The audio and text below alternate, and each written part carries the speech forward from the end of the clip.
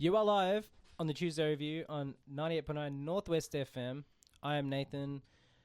Something that's made me happy this week is Easter. The long weekend's coming up. That's made me happy. That's a cop-out answer, but it's all right. Also joined by James. What's something's made you happy this week, James? I made myself a Sunday breakfast. Dutch baby pancakes, which are like eggy, custardy in the middle, but they're like fluffy on the top. It's the first time I've made them. So that was good. Nice. That was really nice. Yeah. Good. Also joined by Callum. What's something's made you happy this week, Callum? Slow Horses. I've been catching up on Slow Horses finally. I'm up to the last season. Nice. Even the first episode of season 4 I was riveted by. They're all the seasons have been pretty good so far. Yeah, so Slow Horses make me happy. Hopefully they're going to continue it after season 5. Yeah. Also, we have a very special guest, David Willing. Always nervous with a new guest and how to pronounce their name. I've made mistakes. You never know. You never know. Thank you for joining us, David. What's something's made you happy this week? First of all, thank you very much for having me in, gentlemen. Really looking forward to this and enjoy listening to your show. So it's going to be a fun hour coming up. Hopefully, it'll fly by. It will. It does. Something that's made me happy. Tomorrow I'm jumping on a flight to Malaysia. So nice. Getting holiday or work? A little bit of both. So Malaysia, I'm writing a World War II film at the moment that's set there. Cool. So part of that is going over to do research for the film. Nice. But also a holiday because my other passion is rock climbing, and there's good rock climbing in Malaysia. Nice. So a bit of climbing, bit of research, and excellent. The time with the World War II film also will be there for Anzac Day, so we'll get to go to the dawn service in Kuala Lumpur, which I'm really looking forward to that. Oh, good. That's something. Yeah, very good. I was in Kuala Lumpur a few months ago. Really? Yeah, on the way back from Europe. Of course, yeah. I was going to be like, James went on a holiday and didn't tell anyone, and we didn't notice he was gone. Actually, it was more than a few months. It was back when I was, went to... I was going to be like... It was a while ago. Yeah. Do you have any recommendations for what I should do in KL? No, we weren't there long. We just went to like one... I only wanted to see the... What are the towers called? Is it the Petronas? Yes. Yeah. I only wanted to see those because of the movie Entrapment with Sean Connery and Catherine Zeta-Jones. I don't know. And I was like, I want to see the Petronas Towers. So we just went filmed there, were they? That scene? I didn't know there's like that. a whole... it's like the whole climax of the movie. Ah, okay. Yeah. What the other thing about the towers, what I'm interested is when they had the opening, they got a French climber to climb the side of the towers without ropes. Oh, so that was nice. the launch of it, which I don't know how many stories is it? It's high. Yeah. And so I'm sort of looking forward to checking it out as well to see what the side of the building's like that he's climbed up. You can just see if you can do it as well. Maybe they let him do it. It's illegal, but we'll see. So David has released a movie called Surrogate. First of all, it's like a ghost story, supernatural kind of horror film. And really liked it. But before that, I guess we'll start at the beginning. Where did you get your start in film? Did you always want to be a filmmaker? Yeah, absolutely. I fell in love with cinema at a really young age. So I remember watching a film called Beau Geste when I was 5 years old, which is a classic, a novel. And there's been a few film versions, but it's about the 3 young brothers who go to join the French Foreign Legion. And from that point on, I just couldn't get enough of cinema. And so I was one of those kids that was always going to the cinema, but watching lots of different stuff. So when I got into high school, my high school had a really good filmmaking program. And that's when I started discovering stuff like Italian cinema, post-war, those sorts of things. Nice. And the Astor Cinema in Windsor, I just went there and watched old films, new films, films from all over across the world and through history. And that's what really inspired me to be getting into filmmaking. Yeah, excellent. Did you go to film school after high school? I did, yeah. I went to, it doesn't exist anymore. It's part of Burwood campus of Deakin. It was Rusden University. So that was an old film school, and they were still shooting on 16mm when I went there. So back then you had to go to film school if you wanted to shoot film because those cameras are way too expensive to hire. And what was great about that is shooting on film is obviously really expensive, but when you're a uni student, it's extremely expensive. And whenever you roll camera, that sound just feels like money going in your pocket. And the advantage what that taught me though was how to get stuff coverage with minimal shots and minimal takes. I mean, the difference definitely is, as you said, time is money. You had to do something right. You had to do it right and once, ideally. Nowadays, people can just... They say it's good discipline to, even if you're shooting digital, to shoot like you're using film, Yeah. so that you don't just get waste complacent. time. Be like, we can do it yeah, again. and just and like do it again again and again and again. It's just like, well, then now you you've get got. then you get directors like Terrence Malick. Yeah, well, David Fincher famously does hundreds of takes just to get it exactly perfect, and he just shoots and shoots and shoots and shoots and shoots and shoots. But I don't know. Stanley Kubrick did the same thing with film, so Yeah. I mean, those guys, that's their style. Also, they really earned. that's earned true. That. Yeah, And, yeah. And yet that discipline's really good. And also, where it just helps is when you're under the pump and you're running out of time or light or the sun's about to come up, whatever that is, you just kind of can fall back into that. Oh, I know how to get something done, a scene done in a couple of shots and a couple of takes to make it happen. So yeah, it was a really good film school for learning, and editing on film is great. Yeah. I guess before we talk about the movie itself, we'll say it's available on YouTube. Tubi. Is it on YouTube? I think it. Yeah, it is. it's on a channel, on a film channel on YouTube. Oh, okay. Tubi. And Amazon Prime, you can rent it. Mm-hmm. So go watch it first, Yes. and then come back to this. Are we going to do full? We'll do maybe mild spoilers. We'll stick with mild spoilers. We won't give Yeah. away anything. Yeah, Um, but yeah, if you stop listening to this and go watch the movie because it's really good, and we want to discuss it properly, so yeah, it's better if you know what we're talking about. it's a nice tight 90 minutes. Go watch it and come back. Okay. So essentially, I really like this film because it deals with some well-treaded tropes, but it does it in a fresh way. So, like, I can use, for example, with mild spoilers, it draws inspiration from things like, I don't know which was made before, the Smile, for instance, with like the whole kind of parasite kind of ethos of The Ring, I think. the The Ring. grudge elements of the grudge. that in kind of there. parasitic horror element where it's like the curse or the ghost follows people in order, or that it, I guess it encounters them. There's also shades of the Babadook in there. There's quite a few elements that I was like, I can see. I mean, the thing about horror is there's been so many horror movies over the years, and it's such a prolific genre that like you could point at anything, be like, I can see there's inspiration. Yeah, but whether directly or not, because horror as a genre is like, it's what's the word I'm looking for? It's like one big soup of ideas. It's all just swimming around. Yeah, and I think that's with any genres, we have that much storytelling now that you can't see anything that is original completely. Like, and that whole influence is going to seep in intentionally, and unintentionally. And Smile's an interesting one you bring up because that actually came out after Surrogate. So we'd written it beforehand, and I was watching it in the cinema, and it was interesting because I messaged Beth afterwards, so Beth King, who I wrote Surrogate with, and I was like sitting there watching it going, oh man, there's a bunch of these ideas we've done. But now people are going to look at Smile and go, we stole from it. But interestingly, we had a different ending for Surrogate, not the ending that's in the film. But the ending we had is actually the same ending that Smile went with. Yeah. And I was watching, and I was like, wow, that's actually like watching our third draft of the screenplay. Yeah. Oh, wow. Well, play out. after we saw Smile, we're like, it's basically just The Ring, which I think so that I guess you both have a similar sprouting point. Well, it's interesting. Genus, is that the word? Genesis, yeah. Genus, I mean, yeah. Genus. We'll There is- allow it. Yeah. It's interesting how ideas English like, are hard. spread through the zeitgeist. You know what I mean? Like multiple writers are probably writing the same idea right now because it's what people are talking about. It's what they're thinking about.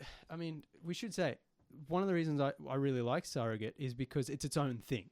Yes. We're just saying like when watching it and trying to describe it to an audience, it's like these are the easiest ways. Shades of this and that. Yeah, it's like, oh, it's like this, it's like that. But what I really loved about it is even though, like Callum was saying, horror movies, so many of them, and we all know the tropes. I really like Surrogate because I was like, oh, I didn't expect it to do that. It stands on its own. You did this really well. Even from the start, the whole kind of ghost pregnancy kind of angle Haven't seen at the that start. before, I hadn't really, seen yeah. that before, Yeah. and I was really impressed with all the practical elements and practical effects. It looked great.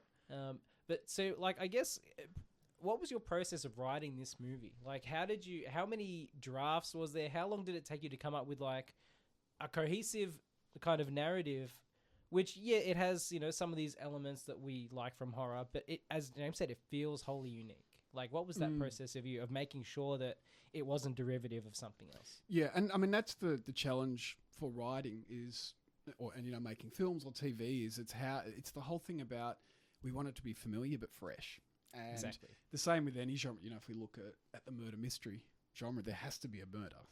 There has to be a body. So we've seen that a lot. So it's how do you get that to play out differently? So when Beth and I were writing it, we were quite aware of that. And it actually came from a brainstorming session we're actually writing another horror film at the time. So we would catch up for a couple of hours, a couple of days a week, and we're just throwing ideas around, and then we'd talk about could go in this direction or that direction. And at a point we're like, oh, ghost horror would be really interesting to do. And then the idea, and we're not sure actually which one of us came up with it or at what moment, but we were kind of like, what if there's got this phantom pregnancy and ghost horror? And then that's where the idea sort of initially sprung. We got quite excited about that. And then the process was really over a couple of months, and we meet a couple of days a week and just brainstorm ideas. So the thing it took me a while to learn with writing is you don't jump into writing the screenplay. You know, so it's getting the story down. So we spent a lot of time going, what are the story events? And Beth in particular, because Beth's just a pure writer, she's not interested in directing, she's very good with character. So I guess she's looking at a lot of what the characters were doing and how we're going to set them up, play them off each other. Whereas sometimes my filter's a little bit visually, you know, how I'm going to direct it. And sometimes we would come up with a scene, and a couple of really good ones, but I just knew with the budget range we had that it's like, that's a great idea, but we're not going to be able to make that happen. So we go back and rework it. In terms of time, so we probably spent 4-5 months doing that brainstorming, and then we just worked it out scene by scene. And then in terms of what happens, events scene by scene. And then Beth actually went away and wrote the first draft, and she writes really quickly. So that came back fairly quickly. And then I went in and did a pass, added some scenes in, reworked her scenes. Then I sent it back to her. And by the end of it, like there's all these moments when I watch it to kind of go, well, that was Beth's idea or Beth's scene, but there's no scene in there that essentially we hadn't rewritten each other in it. That sounds really smart, so you don't end up with just like an echo chamber, or like, because you can often miss your own mistakes. Blind spots. Yeah, so you're like, I guess if you're writing it together, you're sending your draft to her and she's looking at it and sending it back, then you're missing those, you're like, hopefully you're not going to have those blind spots. So that sounds really effective. Yeah, that really helps. And again, because you will have blind spots in the screenplay, or it simply comes down to that. I said we've worked out the event, so we know that this scene is going to happen. But then when Beth sends it to me, it's like I'm watching it for the first time because I'm reading how she's seeing the scene play out. And I'm like, oh, wow, that gives me something to bounce off. You know, she's written this great line of dialogue, so I can bounce off and go in this direction. Or, for example, the seance, which is sort of the main set piece in the film, we devised how the seance was going to work with the mirrors. Her initial scene for it was about 3 minutes. And often in screenwriting, early drafts, everything's too long and you have to peel it back. But when I read that, I was like, oh, no, the potential for this scene, we can really expand. So that's what I took that and turned it from a 3-minute scene into what essentially is a 7-minute scene. I really like that Great scene. I especially like that scene because it subverts the expectation of that kind of exorcism seance, kind of like you got the old man and the little girl. You assume it's the little girl that's probably going to be like the one with the affliction, and the old man is going to be like the expert.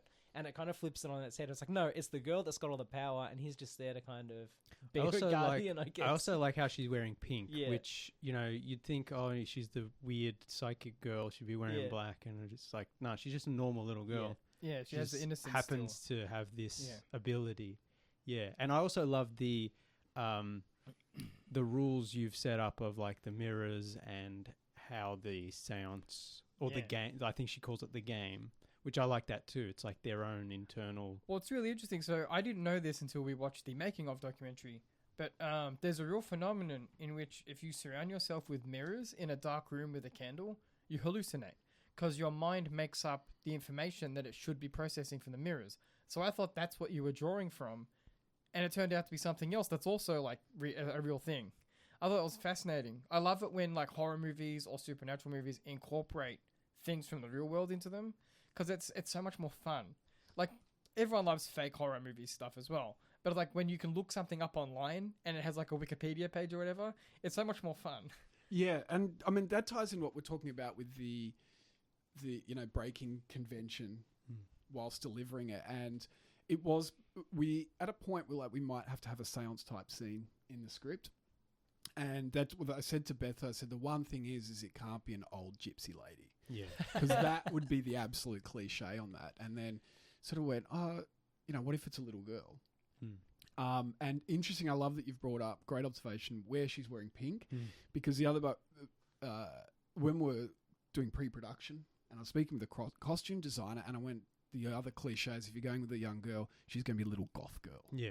And in black. And then he, costume designer said, what about bright pink? And I'm like, that's a great idea. The next morning I woke up and I was like, ooh, I don't know how that's going to play on screen because it is so different to what it's almost like you expect a Tim Burton type character. Yeah. And it wasn't until we got there on the day and it was lit and set. I'm like, oh, okay, this is gonna work on camera. And back on where the inspiration was, it was called something like the Three Kings. So when we decided, we're going to need this seance scene, and Beth had heard about this Three Kings, which was a phenomenon on the internet. And we looked it up, but it actually didn't quite make sense. Like, you did set up mirrors, and you had to be up at a certain time of night, and you had to have a candle. But it wasn't like clear. Kind of thing. Yeah, I think it was a phenomenon on creepypasta. And you have a look online, and people are getting 2 million views when they're doing their version of it. People love ritual. Yeah. And but it just didn't quite make sense. And that's what I said, well, let's just use that as the inspiration and rework it for our own ideas. So maybe at some point people start doing that as a creepypasta. That would be great. It's like, have you seen Surrogate? Well, let's do this. Also, the Surrogate challenge. Yeah. Let's start that.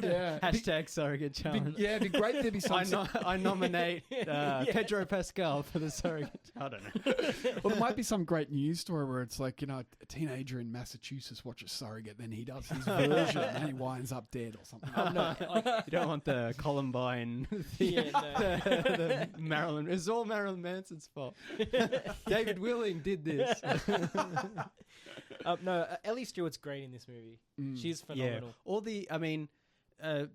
Callum mentioned it. There's also a making of documentary on YouTube on David's channel, which is just called David Willing. Yep. So if you've seen the movie, go watch that as well because that's great. But yeah, one thing they talk about in the documentary and one thing that's interesting is, they say never work with animals and children. And you've got 3 main cast little girls. They were 9 years old. And a cat and a dog. And, limited time and money. And I don't know how you did it, but you did it and you smashed it. You did a really good job because all the performances are good and all the animals are good and everything's good. Yeah, thank you. Very that wasn't comment. a question. That was a statement. Thank you, James. Lost a lot of sleep on those elements, and it was with having 3 9-year-olds. And on the first day of rehearsal, I messaged Beth. I'm like, how do we end up with 3 9-year-olds in a script? But it actually, they were great to work with. Really good in the film. And I know there is that don't work with animal children, but you work with some adults. And you go, at least animals and kids have an excuse. Though the cast, everyone was, very professional. Sorry, but I just know on some other productions, you can go, give me a dog any day of the week. Yeah. But on that, so you're working with these kids and they're phenomenal. But this movie was also made around COVID. So how did you manage, I guess, to make a movie around this time frame with kids again who grow fairly quickly? Like, was there any kind of what worries did you have around, I guess, the timing of all of this and maybe the kids growing up? And you have a situation where, I know it's not out yet for the audience, but the movie Residence, like you have the child growing up, also played by Ellie, growing up. Was that the same girl? Yeah. Yes. Huh. Yeah. Obviously, she looks older in this movie than as the child in Residence, but she grows throughout that movie, and you don't notice it when you're watching it, but when someone points it out to you, like, oh yeah, shit, she's like much older now in the later scenes, or some mid scenes. Like, how did you, I guess, get through navigate that? Yeah, I mean that's the concern if things get extrapolated with too long on production. I know with children's TV that's a big problem. Like with at least we did have some delays. The government measures nearly scuttled the whole film. We're very lucky that it didn't fall over completely. And we did, probably the only downside on the production, we did have another young female actress cast in it, but quite early in the process. And with those time gaps, she actually just did get too old for the role. And innocence was the key to Rose, which is with the main character, and I started to go, if she's good, this actress is now looking like she's 13 years old on screen, and it's not the same innocence. So we knew, though, once we were going into shooting, that with all the delays, that we just had a 20-day window period. So you have to move so quickly. so we had to. I knew they weren't going to age too much in that time. But yeah, like I said, children's TV, it's a really big problem. They often they go off for a summer break and come back and go, uh-oh. Yeah. Oh, Or he's now, got a beard now. or now you've got these premium streaming shows like Stranger Things, where all the kids are like going to be 45 years old by the time the last season comes out, and it's like, what the hell? Yeah, well, if it keeps rating, they're going to keep making seasons. At least with that, I mean, you can sort of watch them grow up. But I haven't watched later seasons. I've only seen the first 2 seasons, but you can watch them grow up. And then it's like, well, how do you shift the storyline into their age bracket? Yeah. So with Surrogate, the Australian film industry is notoriously difficult to work in. Because we are a limited market, you know, we're not like America with a big market with lots of distributors you can sell to. You finish Surrogate. What happens? Like, what's your, like, where do you go from there? You have this product that's good. What's your what's the word I'm looking for? Okay, but before we get into that, I still had a couple of questions about the actual movie, I think, before we get ahead of ourselves. How did you go with the decision to do, again, as Callum said, with a limited time and budget, the decision to use practical effects and all those kinds of VFX? What drew you to that versus maybe cheaper CG or stuff like that? That decision was really easy for 2 reasons. Just personally, me as a film fan and a horror fan, I just prefer practical effects. I can't think of too many horror films with the CG works for the horror.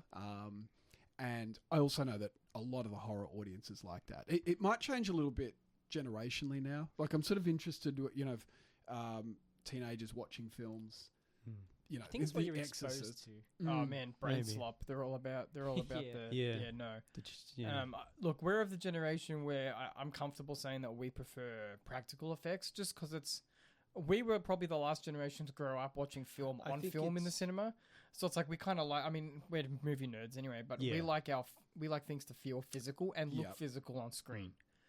But like, you know, you look at the film industry now, like globally, like Minecraft movies going nuts at the box office. So I don't think regardless of age, I think general audiences don't care, because they just go, they eat their popcorn and they watch the big explosions. They love the Marvel, they yell whatever. chicken jockey and they get their money's worth. And they throw I think stuff. genre will affect it, though. Like, I think that's the thing with maybe because horror, ideally you want to be feeling it at a very guttural level, and there's something about CG. You see in certain films, like I noticed it, and it's used sort of sparingly, but you also don't know how it's. I mean, you don't know on the day how the practical effect is going to work until it works. But in CG afterwards, you still kind of go, I don't know how it's going to play, or if we'll have the time to do it all. Because like, what was the pressure like with some of the effects with blood and everything else? And if it goes wrong, then you have to kind of reset and like. That, I mean, in terms of what you lose sleep over. So one of them, obviously, what was tough back on with children of that age. So not only you're not sure how they're going to go on set. Obviously, they've trained a little bit, but no one at 9 years old is extremely experienced. The other problem is they can only be on set for 8 hours a day, and you can't have them after 11 p.m. And so what that means is you have to really compress their scenes into that 8 hours. And if you've got to do some makeup, like so when we've got Ellie Tevlis, who's playing the ghost, you know, she's in makeup for 3 hours. So we now got a 5-hour shooting day with her scenes. So that put a lot of pressure. And then the practical effects, again, you're hoping they work. So I mean, the main one, if we talk about Renee Schultz, who did the practical effects, she was calling it the blood rush scene, so we'll call that the birthing scene. And it's like, we're on white sheets. Kirsty, the lead actress, is wearing a white nightie type thing, and I'm like, if we botch it, I think we had 3 goes at it. We only had 3 goes, but I said to her, we'll get it in 1 or we'll get it in take 20.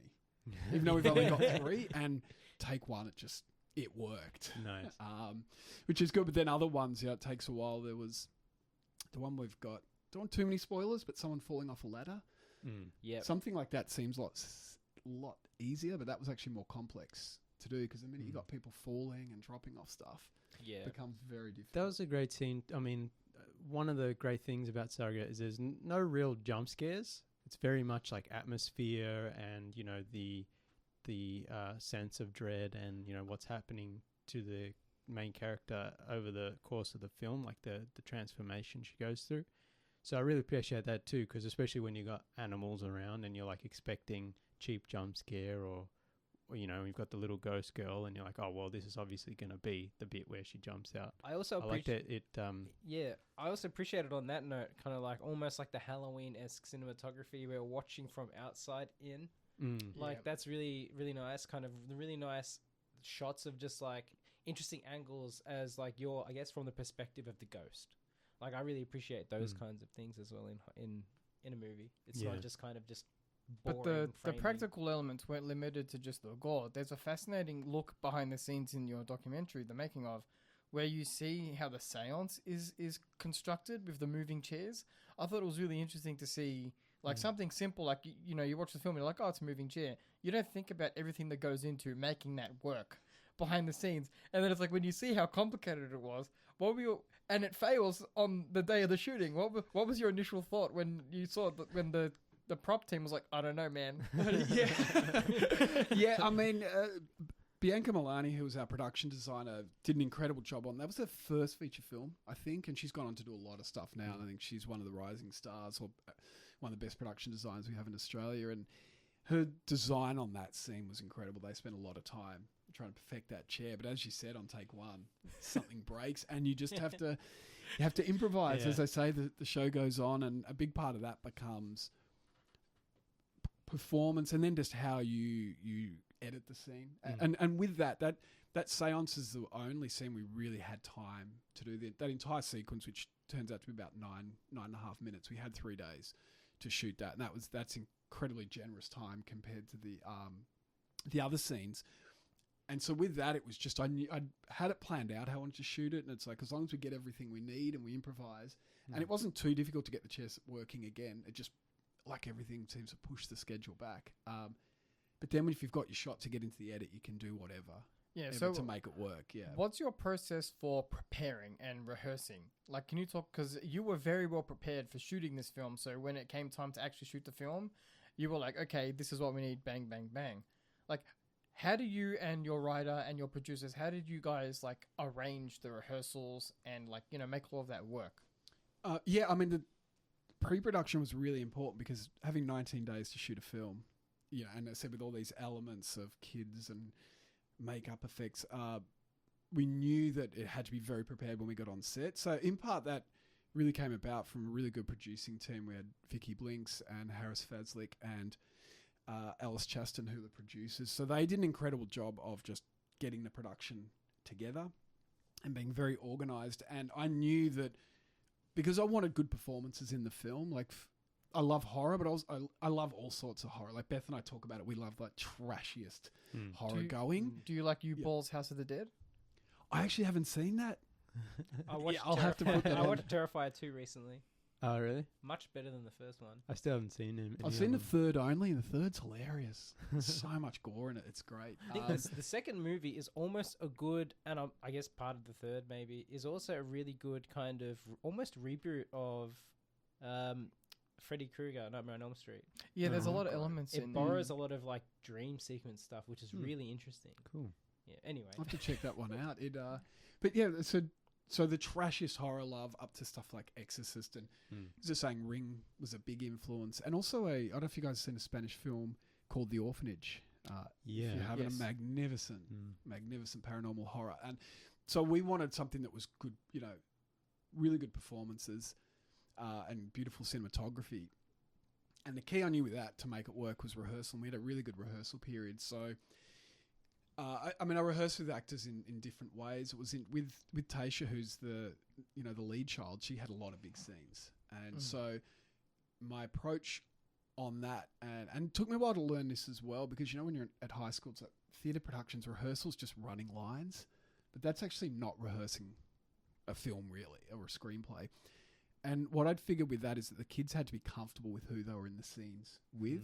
So the initial rehearsal process when Kesty, who's playing Tasha's mum, those two come together. We'll just play games at the start and get comfortable. And then when all the different actors would come in, the initial part of the rehearsal, it might even be an hour or more of just playing games, mucking around, because I knew particularly Tasha, once she was comfortable with someone, that's when she opens up and gives her performance.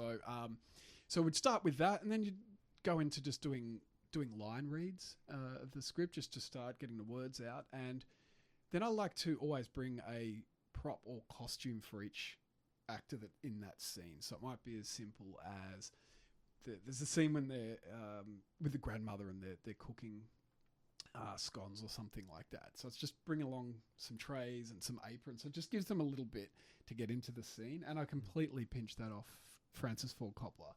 If you watch any of his rehearsal stuff, they're always, Apocalypse Now, which is one of my favourite films. You watch behind the scenes and they've just got, Martin Sheen's just got an army helmet on, or someone's holding a gun or something. So give them a little bit like that. And again, you're not trying to lock it down and go, this is exactly how you want the performance to go. You're just getting them comfortable, and they'll have the lines on the day. All these actors did, because they're very talented and professional like that. And then the other bit is just to block it out a little bit in the room.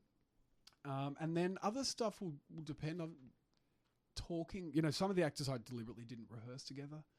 And so you're just trying to find that how they'll be comfortable, and then you start to sort of play out how you want the scene to work as well. That's the other key part. Excellent. We might go to a quick break, and we'll be back with more from David Willing right after these quick messages.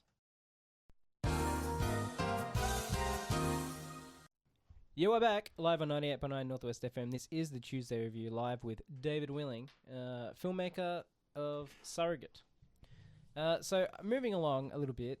So we've discussed, I guess, the production, the pre-production, the production of the film. So tell us the story of, I guess, finding distribution and, I guess, shopping the movie around. How did that play out for you? Obviously, you've got it out there. Tell us about that process. Were people eager to kind of get the movie out, or was it like just going door to door? Distribution's an interesting thing in how you get your film out there, because it's not really taught at film school.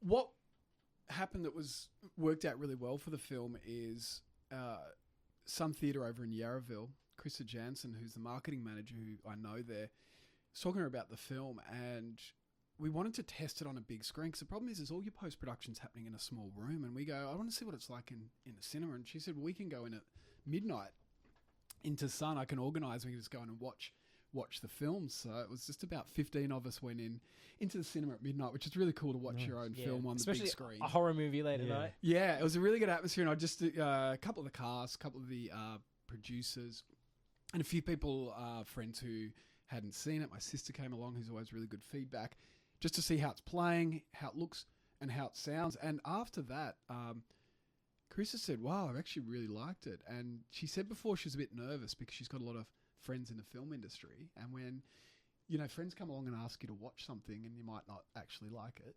But she said, they grit their teeth. Yeah, really good, David. And it's just, that's the nature of the beast. But she said, I genuinely liked it. And I'm going to speak to the owner of Sun to see if we can put on, the world premiere. And I said, oh, that'd be great. And can we extend maybe to some other screenings beyond that? So normally you'd have to go through a distributor. We didn't have a distributor at this stage. And so what came from that is they said, oh, we'll do the premiere and then we'll see how that rolls along. So we booked it in, and my goal then was like, we just have to sell tickets really hard for that period. And it ended up selling really well. And then they put on a second cinema in there at Sun Theatre, the second screen, I should say. To run simultaneously, and then they were in a meeting, and it had sold for 2 weeks in a row the most tickets for any film. So then we decided we'd roll it out. I think we did 12 nights there in the end, and that's awesome. Yeah, which was great. It was a lot of work, but each screening would be a couple of us would go there and do a Q&A and just meet. Yeah, that's fantastic. People who came along and supported it. So yeah, and it's a real buzz, obviously, watching your film in a cinema. And I'd had short films screening at festivals and on TV, but I'd never had obviously a feature film. And to sit in there and watch how it plays with an audience is great, because the thing is, it's horror and comedy. You know if they're working when you sit in the audience. If the audience isn't laughing, the jokes aren't working. In horror, if everyone's looking comfortable, it's not working. And what's great when it would come around to key scenes, you see sort of people slide into their seat a bit. Or girlfriends start burying their head in their boyfriend's shoulder, and you're like, it's working. And the horror freak in the front's like, yeah. More blood. And we did have some children leave the screening crying, actually, so it definitely worked on them. So that gave it some good momentum, and then started to push it out. But our focus really became overseas after that, because it's theatrically it's tough in Australia. So we actually, to get an indie film and running essentially a theatrical run is rare these days, unfortunately. So so we did well with that, and then it was just with a distributor overseas pushing it out there, and most things are going to just end up streaming, and that's where they're going to find their main audience, and that's a whole other kettle of fish. It's so competitive online. So we've done well there, but you kind of go, we were one. If you're just looking at the main streaming services, and Tubi, which is one of the platforms we're on, is really big for horror. But in that year, I think online there was something like 2,500 horror films released, and that's not even including all of your really indie stuff that's just going to someone's own YouTube channel. And you sort of go, so you're one, of a couple of thousand films, and you go, and that was 2022. It went online, and you go, so in 2023 there's another 2,500. So it's fortunate for Australia, but unfortunate for you that you also released in a time where Australia's becoming very competitive with its horror film. So Australia blew up over the last few years. Like the Australian cinema is like amazing right now. So it's unfortunate that like you made a really great film, but you also have really great competition. So I bet that was uncomfortable when you're like, I have a good product, but look what I'm up against. Because you also had a limited budget compared to some of your competitors. If you want, I use the term competitor loosely. Yeah, no, for sure. We've also talked about like tall puppy syndrome seems to be a thing in Australia, where it's like, oh, you've got a horror film, I've got a horror film too. Instead of helping each other out, it's like we're gonna push you away, and so we can. That's what it seems like anyway, which is a shame, because I feel like Surrogate should be supporting each other. Yeah, and it's a movie that should be seen by more people, a lot more people. I would have loved to have seen this on the big screen too. Yeah, me too. Yeah, like the cinematography, the editing, everything is really nice. Did you take it to any film festivals by any chance? No, we just went straight for. Once we had that release, we thought that would give us that impetus and momentum, because most films don't even get, like, normally for an indie like that, it would be you hire the cinema for one night and have your screening there. And I said we actually had we were actually running it there as a film. So once we had that, and at the time in 2021, 2022, a lot of the festivals weren't happening, or they were still streaming online. So we just went sort of straight for that. It's interesting. Online. So your screenplay was also successful in a way as well, because I saw on your website that you were a semi-finalist in a final draft competition. So we had put it out. The screenplay competitions are interesting because you get some feedback, which is always interesting to read. Sometimes that's helpful and gives you perspective. But also you're just trying to generate interest in your project. So as I said, 2,000 or so horror films get released online just that year.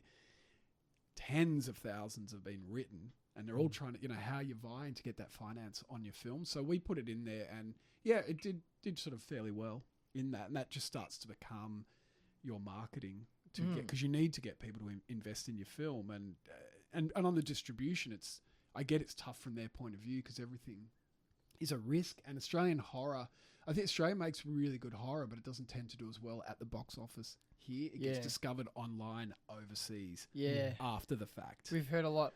We also hear that financing in Australia is tough because we don't have a big market. So we've talked to a few people who all say you have to, when you go to like a producer, or if you have an agent and they take it to like a studio, they have to sell the crap out of it, because companies are hesitant to give money over. I think it was John Ballas was talking about how it's very difficult to convince someone to part with their money if they don't think they're going to get a good return on it. Yeah. So I was like, did you and your producers like more or less self-finance this, or was this like, did you like get funding from a production studio to help you out? It was private financed, the film, and the reason we went down that track is a bigger budget is better, but then also you have to find the money, and most films just unfortunately, that's possibly the hardest part. I mean, it's very hard to make a good film, but just to get some money to make it. And we decided not to go down a lot of those tracks because I said to Beth, we'd both had different feature films we'd written separately, going through various stages of development, and most films will fall over at some point. They just, I don't know what the percentage is, but it's well under 10% of films that will actually get up. And then out of that, only a couple of percent will do well financially. And so I'd said to her, it's like, let's get a feature on the board. And, we're writers and directors and filmmakers because we want to make films. So we went down that path of we'll find a small budget independently, private finance to ensure that it happens. Because I said, I don't want to be 5 years from now, the film not happening. And that's the compromise that you have to make. Yeah. And so, I mean, I think it could have done well at the cinema, but you never know. Like, there's plenty of good films that roll out, and in a week they're done, and everyone's unfortunately Australia is just not a great market for indie cinema. We have big chains, but the big chains are beholden to the big companies. There's we can name on like one hand actual independent cinemas that we know of that we can frequent, and it's just hard. Yeah, in the 90s and before that, it was there was a lot of them around, and horror's interesting. It's having a major resurgence in the box office in Australia and overseas. It's the only genre that's consistently doing well at the moment, but it still tends to be on slightly higher end budgets. And I mean, in general, there's not a lot of low end cheaper films that make the cinema. Like, it used to be films that were sort of under $1 million would be on the big screen, but it's now this is the thing when you talk with distributors, and the first thing they ask is, what's the genre, what's the budget?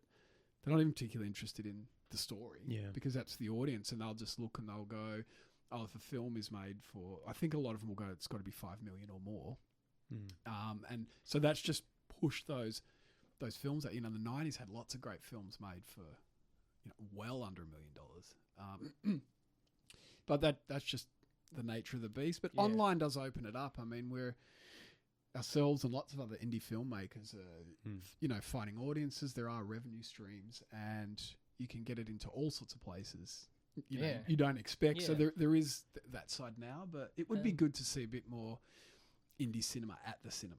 Yeah, we dream of opening up cinema. If we were to win the lottery, great. That's it. Fingers crossed there. Our $100 million Powerball dream is just like opening up a single screen cinema, just showing weird old and new indie movies.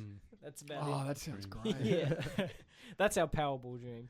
Anyway, fingers crossed then.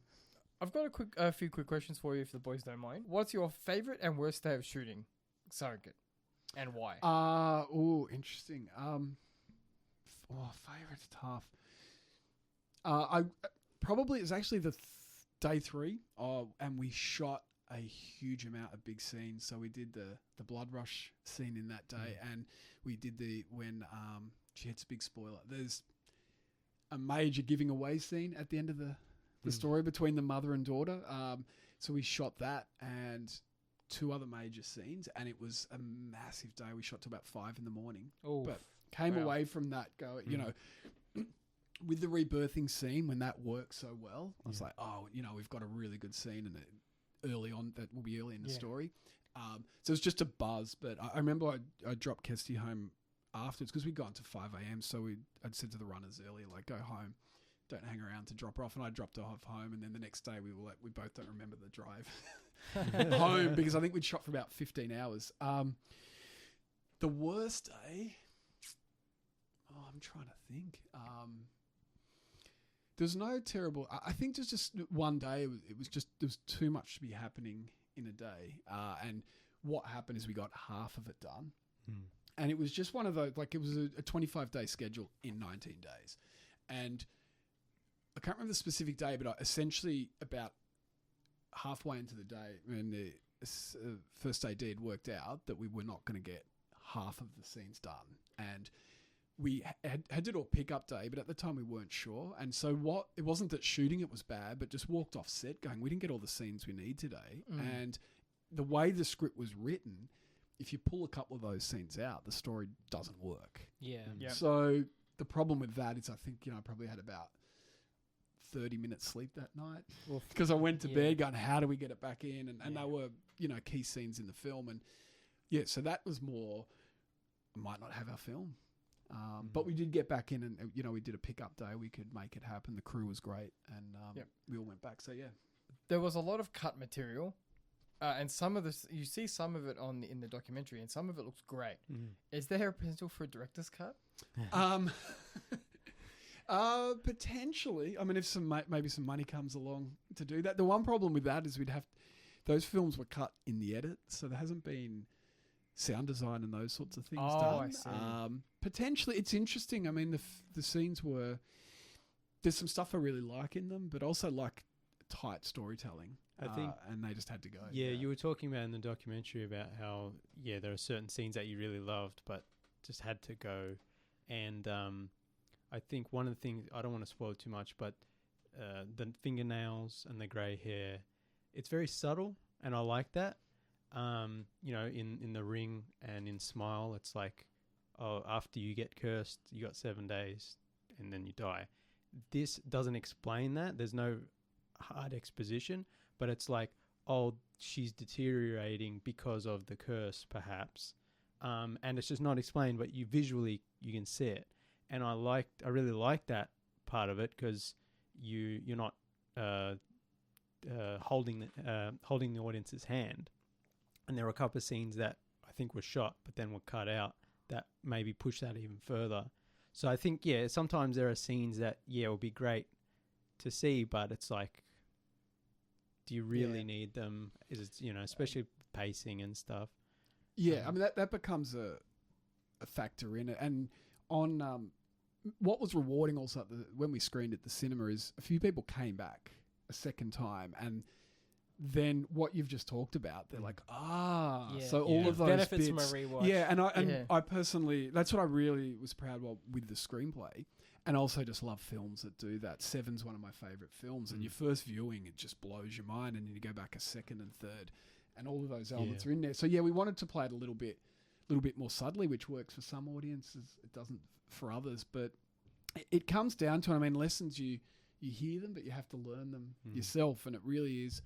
Yeah, many filmmakers have said it in the past, but it's like, if you want to make a good feature film, you have to cut your favourite scene.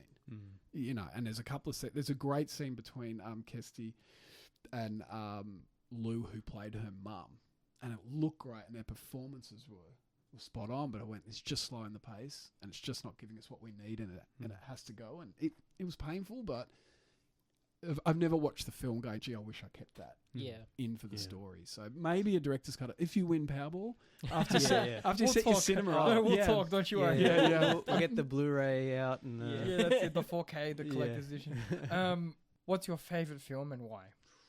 Oh, I knew I was going to... Gut feeling. No wrong answer. Just first thing. Gut feeling, Because I know it's hard to pick a favourite. It's really... Can I say a cop? That's a cop-out answer, isn't it? I'll say at the moment, Apocalypse Now.